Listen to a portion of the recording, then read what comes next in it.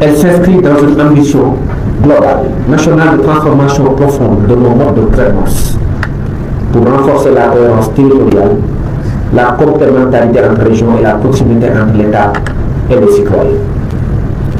Elle vise à faire des territoires de véritables espaces de développement intégrés, en alignant l'action des collectivités territoriales, des services déconcentrés de l'État et des acteurs économiques autour d'une même dynamique. En ce sens, cette réforme constitue une avancée majeure dans la décentralisation et la déconcentration, en donnant aux territoires les moyens d'exprimer pleinement leur potentiel au service du développement national. Mesdames et messieurs, je voudrais ici même saluer l'engagement constant de l'administration territoriale, je l'ai dit tout à l'heure, gouverneurs, préfets et sous-préfets, vous qui êtes nos excellents collaborateurs qui, au quotidien, portent l'action de l'État au plus près des populations. Votre rôle dans cette réforme est central et primordial. Il s'agit pour vous de contribuer à la définition des contours institutionnels, organisationnels et fonctionnels des territoires, afin qu'ils soient le reflet de nos réalités locales, de nos dynamiques économiques et de nos aspirations sociales.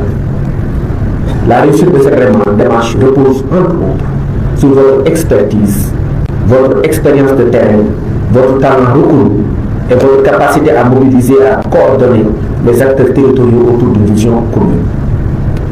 Monsieur le ministre de l'Urbanisme, des collectivités territoriales et de l'aménagement des territoires, cette rencontre posera inévitablement la question de la place des pôles territoires dans l'architecture de notre gouvernance territoriale. Mesdames et messieurs, la réforme que nous annonçons est ambitieuse. Elle est stratégique, elle est structurante. Elle appelle de nous tous un engagement collectif, une vision partagée et une vraie rigueur dans l'action. L'atelier qui nous réunit aujourd'hui illustre l'approche participative et inclusive retenue pour sa mise en œuvre.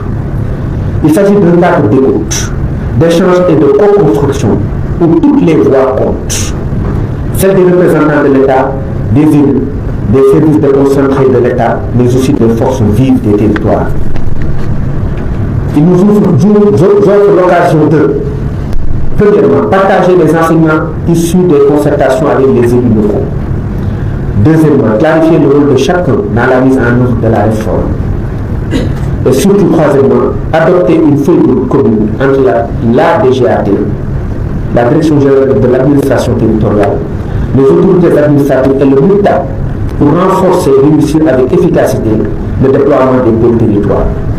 Mesdames et messieurs, je suis convaincu que les échanges de cet atelier permettront d'enrichir la réflexion, d'harmoniser les approches et de poser les bases d'une mise en œuvre réussie des pôles territoires au service d'un Sénégal fort, solidaire et plus équitable. Je vous souhaite plein succès dans vos travaux. Je vous remercie. Merci.